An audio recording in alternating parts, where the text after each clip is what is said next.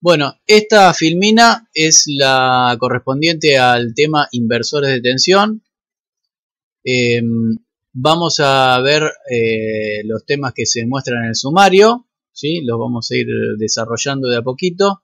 Y lo que les quiero comentar es que para este tema la bibliografía recomendada son esos dos libros que están ahí. El de Hart, que ya se los había recomendado, y ahora les agrego el Mohan, que es para mí uno de los mejores libros hasta el momento de electrónica de potencia y muy piola para leer. Así que después se los voy a pasar en la clase, junto con las filminas, con estas filminas. Bueno, la motivación, o sea, ¿en qué consiste un inversor de tensión? Básicamente lo que nosotros vamos a querer hacer es convertir una tensión continua en alguna forma de onda con valor medio nulo, ¿sí? Lo que vamos a llamar una tensión alterna en general. Por supuesto que lo óptimo a lo que nosotros vamos a apuntar es a una sinusoide, pero la realidad es que no es necesario a veces una forma de onda sinusoidal y nos vamos a conformar con formas de onda un poco más rudimentarias, por decirlo. Las aplicaciones que tienen estos tipos de circuitos, estos inversores, son infinitas, digamos. Algunas de las que puedo mencionar son sistemas UPS para alimentación ininterrumpida, inversores para paneles solares, impulsión de motores y demás. Al igual que con los circuitos de convertidores de continua a continua, sobre lo que vamos a trabajar es sobre un modo de funcionamiento que provea máximo rendimiento. Bueno, para ello comenzamos con el convertidor reductor. Este ya lo conocíamos. Consiste en una llave controlada, un diodo de rueda libre y un inductor. Por un momento vamos a, digamos, dejar de soslayo el capacitor de salida, pero tenemos en definitiva una fuente de entrada y una fuente de salida de tensión, ¿sí? La pregunta que nos podemos hacer viendo esta topología es si cero puede invertirse, y evidentemente no, porque siendo la tensión de entrada mayor que la de salida y siendo que este diodo tiene el cátodo conectado en este punto y el ánodo acá, la única manera que tiene I0 de circular es hacia de izquierda a derecha. Entonces, en ese sentido, la primera conclusión que sacamos es que el convertidor reductor, además de necesitar o de generar una tensión de salida más pequeña que la de la entrada, es un convertidor unidireccional en potencia, es decir, la potencia siempre circula desde la tensión de entrada o desde la entrada hacia la salida. ¿Cómo hago para que sea bidireccional el convertidor? Fíjense, yo acá tengo una topología reductora. De Vane a Vout yo puedo transferir potencia. Pero también tengo la elevadora que permite llevar la potencia desde Vane a Vout. Es decir, que fíjense que si yo combino ambas topologías en esta que está acá, es decir, es el reductor, pero además de tener una llave activa, permite corriente en el otro sentido, porque esta llave solo permite corriente de izquierda a derecha. Ahora le agrego un diodo, que sería este diodo que está acá, que ahora permite la circulación de corriente entre derecha e izquierda. Y por otro lado, donde había este diodo, ahora le agrego en paralelo una llave que permite la circulación de corriente en sentido inverso. Es decir, el diodo permite la conducción de corriente de abajo hacia arriba y esta llave permite la conducción de corriente de arriba hacia abajo. Entonces combino ambas llaves y en definitiva lo que sintetizo en cada uno de estos lugares es una llave controlada, ¿sí? Una llave controlada que permite la circulación de corriente en ambos sentidos. Entonces, ¿qué pasa? Este convertidor, al ser la combinación de estos dos, ahora permite la transferencia de potencia entre ambos lados de continua, ¿sí? Siempre obviamente que va a ser V2 mayor que V1, porque el del lado que está el inductor, es decir, de este lado, siempre la tensión va a ser mayor porque voy a estar en una topología elevadora, ¿sí? Siempre el lado de tensión que tiene el inductor conectado es el lado de mayor tensión. Entonces, viéndolo como si V2 fuera la fuente y V1 fuera el sumidero de energía, yo tengo una topología elevadora, ¿sí? Pero que permite la transferencia de potencia entre ambos lados.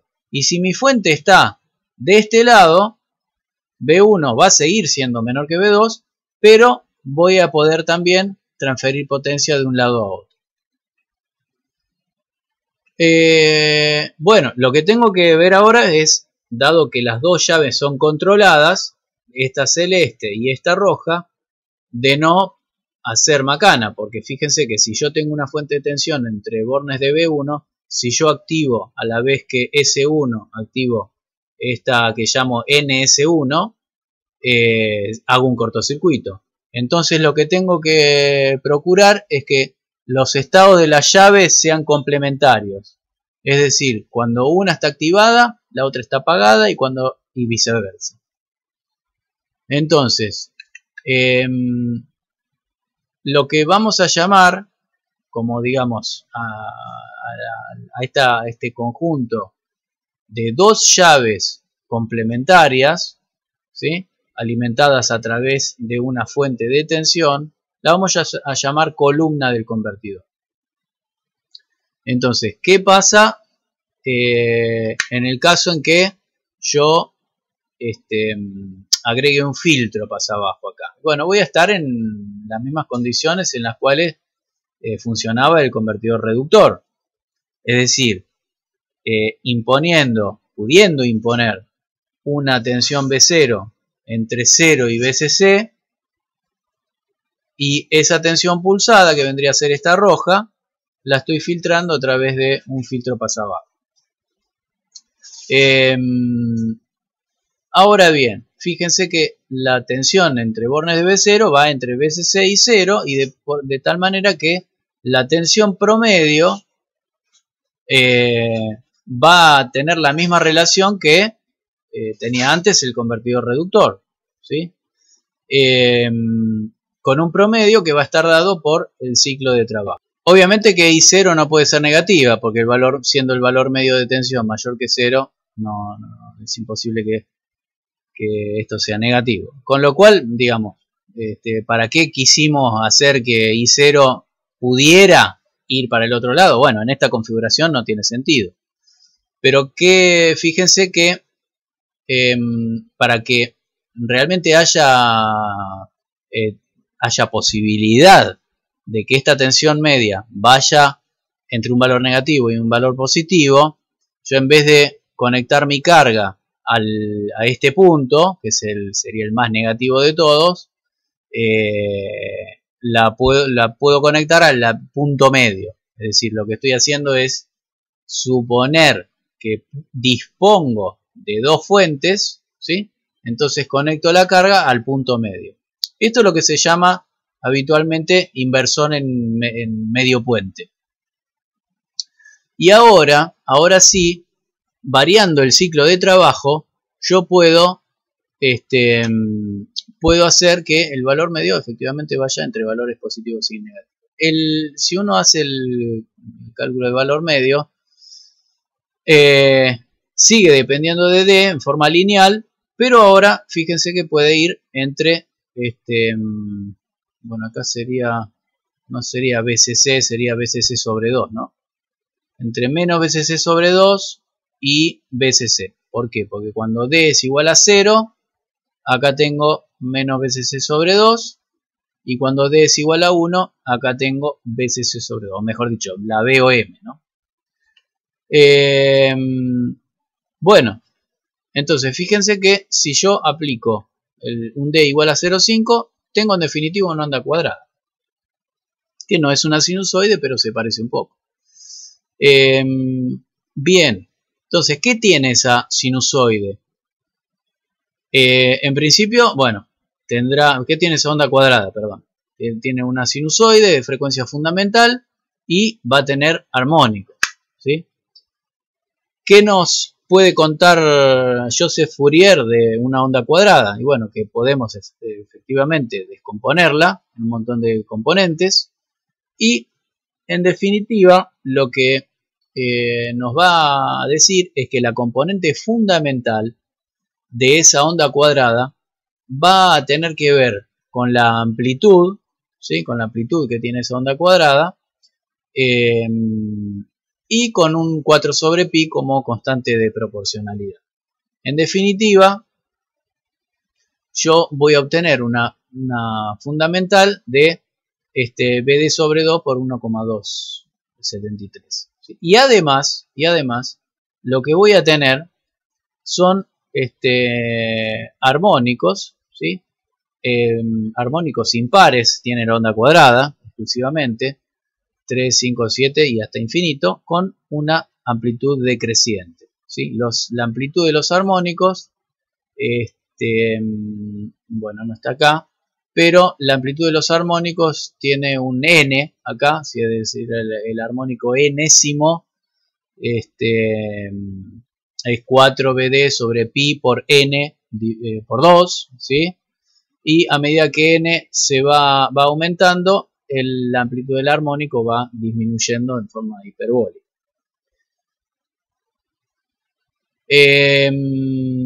Bueno, esto en principio, este inversor tiene este filtro LC, pero en general, digamos, las cargas, según como sea la carga, ¿no? Pero habitualmente la carga tiene una naturaleza más inductiva. Entonces, si bien uno podría pensar que el filtro LC, con el filtro LC uno podría atenuar los armónicos, tercero, quinto y demás, la realidad es que está tan cerca el tercer armónico de la fundamental que es muy difícil filtrarlo. O sea, la cadencia de la atenuación que tiene un filtro de un polo no alcanza a dar buenos resultados en cuanto al filtrado. Básicamente, entrando con una onda cuadrada no vamos a sacar una sinusoide. Entonces, lo que termina pasando es que en este tipo de inversores ese capacitor de filtro no está.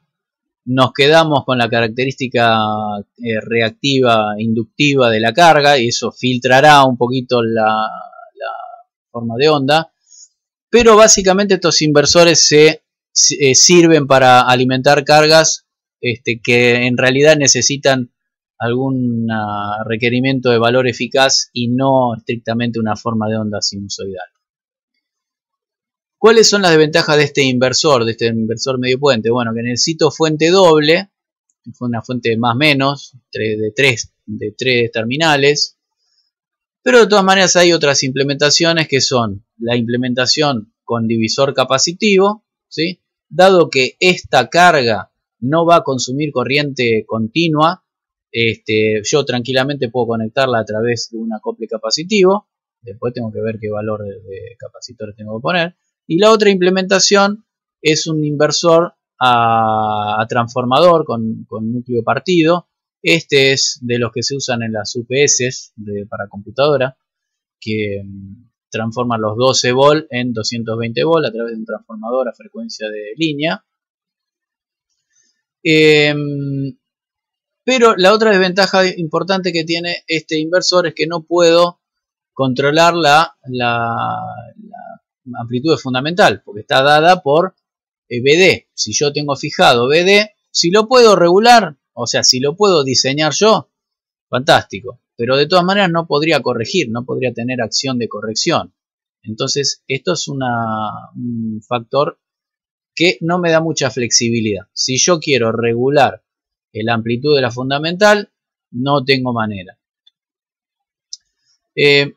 Bueno, y la implementación, así como cuando uno veía el rectificador de media onda, estaba el de onda completa. Bueno, la mejora del semipuente es el puente H, ¿sí? El puente H que obviamente requiere más llaves, ¿sí? Y en este caso tenemos, fíjense, S1, S4, S3 y S2. Como les mencioné antes y como se puede uno fijar en este circuito, no puedo activar nunca S1 a la vez que S4, ni tampoco S3 a la vez que S2, porque si no hago un cortocircuito. Pero si yo tengo control independiente de las llaves entre columnas, puedo generar 4 estados, ¿sí? Que son estos que está acá. Cuando tengo activado S1 y S2, la corriente circula en este sentido y la tensión en la carga es igual a BDC y así siguiendo, ¿no? Estos dos particulares, en donde la carga está en cortocircuito, me generan tensión cero, ¿sí? Después vamos a ver cómo los usamos. Acá tenemos formas de onda, ¿sí? Formas de onda en la salida. Acá en esta parte están conduciendo S1 y S2 y acá el otro par de llaves, ¿sí? Pero con el mismo resultado que antes. La única diferencia en principio es que si yo antes tenía una fuente de tensión total BCC, antes podía, fíjense, ir entre BCC sobre 2 y menos BCC sobre 2, teniendo disponible una batería entre este punto y este punto de BCC, y ahora puedo hacer el doble de la excursión, ¿sí? Porque puedo ir hasta BCC o BDC y después hasta menos BDC. Acá tengo la tensión en la carga, suponemos como les dije, digamos una carga con característica inductiva, que va entre un valor mínimo y un valor máximo. Este valor máximo no es el valor final es el valor de la tensión de alimentación dividido R, ¿sí? Pero como la conmutación se hace antes, obviamente antes de llegar al valor final, pues no llegaría nunca en teoría, acá me queda una sucesión de exponenciales. Y fíjense que en este tramo, donde conducen un par de llaves, la corriente no va en un solo sentido, es decir, en esta partecita va en negativa y en esta partecita es positiva. Entonces yo necesito una llave que conduzca corriente en los dos sentidos, ¿sí? Entonces por eso el del esquema este de llaves ideales, cuando uno lo quiere implementar, tiene que poner llaves que por un lado estén controladas, podría ser un transistor, que conduzca corriente de arriba para abajo, pero también que permita la circulación de corriente de abajo para arriba, ¿sí? Después vamos a ver que es suficiente con que una sola de ellas esté controlada para que esto funcione. Pero de todas maneras, fíjense que esta columna del convertidor del inversor es igual a la del semipuente. Y en realidad, este bloque constructivo va a ser en definitiva el bloque básico, va a terminar siendo el bloque básico de electrónica de potencia. En lo elemental y en las topologías más sofisticadas. Entonces, esos diodos van a conducir en el momento en el que las llaves, las demás estén activadas y las Q1 y Q2 desactivadas. En ese momento, cuando tanto Q1 como Q2 estén desactivados, va a ser posible que circule corriente de abajo para arriba, ¿sí? Y lo mismo va a pasar con las corrientes en las demás llaves. De tal manera que si uno se fija, o sea, si uno hace un análisis de los tiempos relativos, en este modo de funcionamiento del inversor en onda cuadrada, durante el tiempo en el que la corriente es negativa van a conducir los D1 y D2, ¿sí? Que son este y este. Cuando la corriente se hace positiva, empiezan a conducir los transistores. Y durante el tiempo que conducen, que la corriente es positiva, pero la tensión es negativa, conducen D3 y D4 y después Q3 y Q4. ¿Sí? No se olviden que esto, digamos, la definición de quién conduce en cada punto está dada por la secuencia de conmutación de las llaves activas, los transistores, y también por la característica que tenga la carga, ¿sí? Si es muy lenta, este tiempo se va a alargar, y si es muy corta, digamos, prácticamente va I0 a llegar en un tiempo chiquitito. Bueno, acá tenemos, como dijimos, una onda cuadrada. Si queremos tener algo de idea sobre cuán lejos estamos de una sinusoide, lo que tenemos que medir es lo que se llama la distorsión armónica total, o es decir, visualizar qué armónicos tenemos con respecto a la frecuencia fundamental o a la amplitud de la fundamental. Bueno, eso generalmente se hace con este factor de mérito. Bueno, y esto lo vamos a usar, pero básicamente acá tengo la suma de todos los armónicos, ¿sí? O sea, el valor eficaz, en realidad esto es el valor eficaz, como se acuerdan el zumbido. Bueno, el valor eficaz de todas las armónicas dividido el valor eficaz de la fundamental. Bueno, en este funcionamiento en onda cuadrada del puente H, lo que omitimos en realidad fueron estos dos estados, como les había dicho yo, los estados 0. Es decir, en este estado yo puse en conducción la llave S1 y la llave S3 y mi carga inductiva quedó cortocircuitada, ¿sí? Dependiendo de para dónde esté circulando la corriente, van a circular por la llave activa, es decir, por el transistor y por el diodo, o por el transistor y por el diodo, ¿sí? Pero en definitiva voy a estar cortocircuitando la carga. ¿Qué ventaja tiene esto? Tiene una ventaja, que es la siguiente. Si yo desfaso la secuencia de conmutación tanto de S1, que era S1, S4 y S2 y S3, antes los ponía sincronizados. Siempre cuando este está prendido, este está apagado, y cuando este está apagado, este está prendido. Eso siempre se cumple.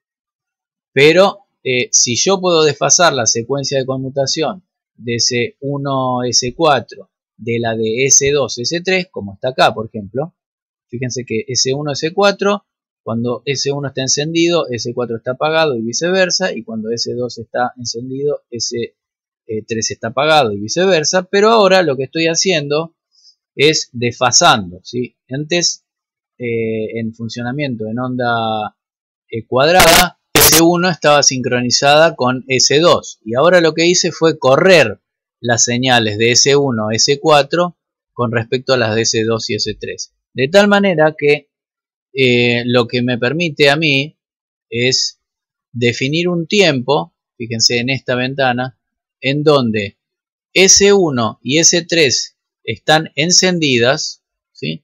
S1 y S3 están encendidas, de tal manera que puedo cortocircuitar mi carga, ¿sí? Lo mismo pasa durante este tiempo y durante este tiempo, pero para este estado. O sea, yo puedo cortocircuitar mi carga con las dos llaves de arriba, o puedo cortocircuitar mi carga con las dos llaves de abajo. Y lo que me surge es una forma de onda distinta que se llama onda monopulso, en donde, dependiendo del ángulo que yo desfase las señales de disparo, me cambia el tamaño del rectángulo. Y fíjense, es obvio que si yo tengo un desfasaje alfa más grande, tengo menos energía acá, porque tengo menos tiempo la tensión aplicada sobre la carga. Bueno, acá tenemos los dos estados en forma secuencial que se van sucediendo.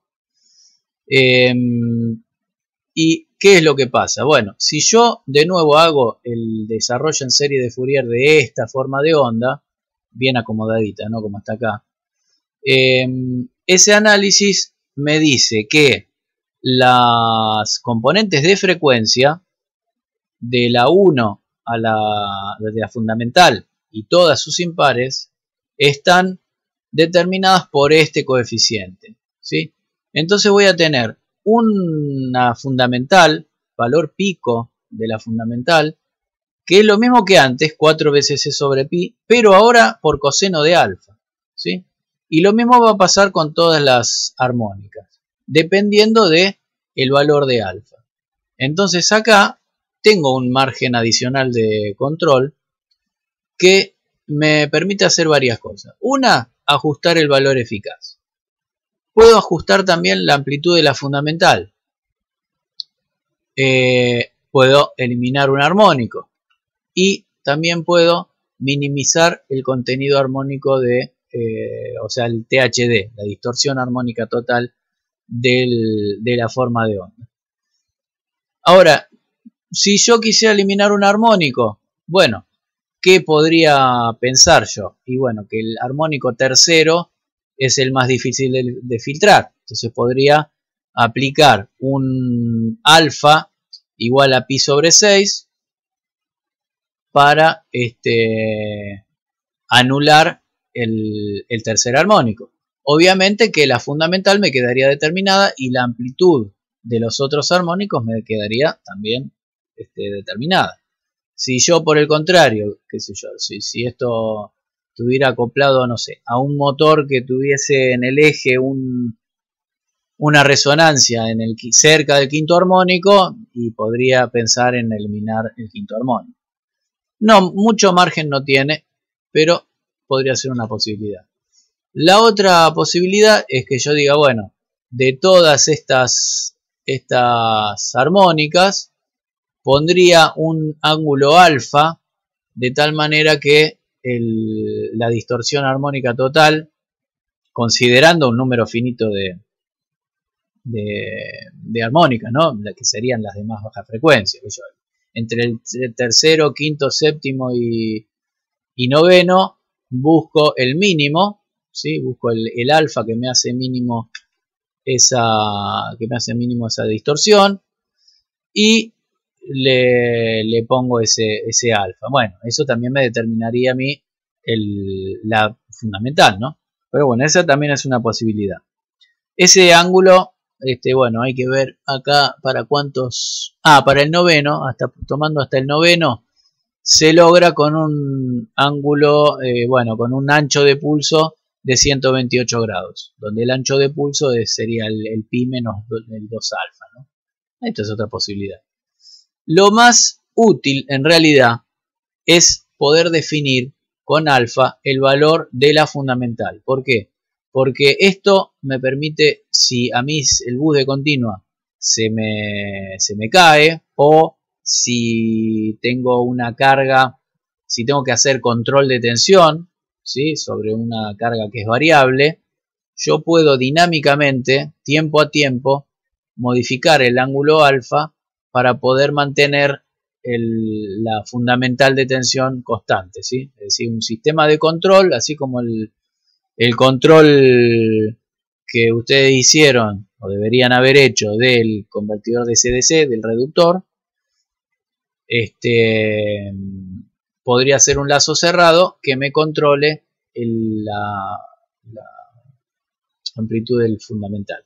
Y no, sino la otra posibilidad también es controlar el valor eficaz de la forma de onda de salida, ¿sí? Bien, ¿qué posibilidades adicionales tengo para controlar el inversor? Bueno, la otra, que es digamos la clásica, que ya la usamos en los convertidores de DC-DC, es la modulación de ancho de pulso. Es decir, yo modulo el ancho de pulso para poder representar mediante una secuencia de pulsos una referencia que yo quiero, ¿sí? En los convertidores de DC-DC esa referencia, la que controlaba el ciclo de trabajo, era constante. Pero ahora puedo hacer que varíe en el tiempo. Si yo hago que ese tren de pulso se genere a alta frecuencia, ¿sí? A lo que voy a lograr es que, no que la forma de onda de tensión tenga menos armónicos, porque va a tener muchos más armónicos, pero esos armónicos van a estar a alta frecuencia y van a ser mucho más fáciles de filtrar. Otra ventaja que tiene el PWM es que tiene una implementación simple, pero una desventaja que tiene con respecto a la modulación monopulso es que tiene mayores pérdidas. ¿Qué significa esto? Y esto es un tema que no lo vi cuando vimos convertidores de DC-DC, pero lo vemos rápidamente ahora. Las pérdidas por conmutación, estamos hablando, forman parte de una de las no idealidades que tienen estas llaves, ¿sí? Nosotros siempre supusimos que estas llaves primero tenían resistencia cero cuando estaban activadas, y además supusimos que se activaban y se desactivaban en tiempo cero, cosa que no sabemos que no es posible. Entonces, ¿cómo tenemos en cuenta estas pérdidas? O sea, ¿dónde se originan las pérdidas por conmutación? Las pérdidas por conmutación surgen a partir del hecho de que justamente tanto la corriente en la llave como la tensión no pueden hacerse cero en tiempo cero. Tardan un dado tiempo, ¿sí? Entonces, siempre durante la conmutación de cualquier llave electrónica y cualquier dispositivo que cambie de estado, va a haber, fíjense, acá en esta parte hay corriente pero no hay tensión. Y en esta parte hay tensión pero no hay corriente. Pero acá hay tensión y hay corriente. Entonces, durante ese tiempo, ¿sí?, nosotros tenemos una pérdida de potencia. Estamos hablando de esta partecita. En esta parte van a estar lo que se llaman pérdidas por conducción, que tienen que ver con la resistencia interna que tiene el dispositivo de conmutación. Pero acá vamos a tener unos piquitos de potencia. Si uno hace un análisis un poco más detallado, que digamos, no lo vamos a hacer, pero básicamente acá podemos definir triangulitos que no van a ser simétricos o no necesariamente simétricos, pero que van a albergar una determinada área o una determinada energía disipada, ¿sí? Puede calcularse que la potencia de pérdidas debido a la conmutación tiene que ver, por un lado, con la tensión que maneja la llave, por otro lado, con la corriente que circula por la llave, por la frecuencia de conmutación y por los tiempos de reacción de esa llave, ¿sí? Entonces, ¿cuál es el problema de muchas conmutaciones? Y bueno, justamente estas pérdidas. ¿Cuál es la diferencia entre la onda monopulso y PWM? Que en monopulso hay 2 conmutaciones por ciclo en cada llave, y en PWM tenemos un patrón como el siguiente, ¿sí? Tenemos una secuencia rápida de pulsos, que obviamente es lo que hace que esto sea fácil de filtrar, ¿no? Entonces, bueno, esta es una de las desventajas que tiene en la modulación PWM.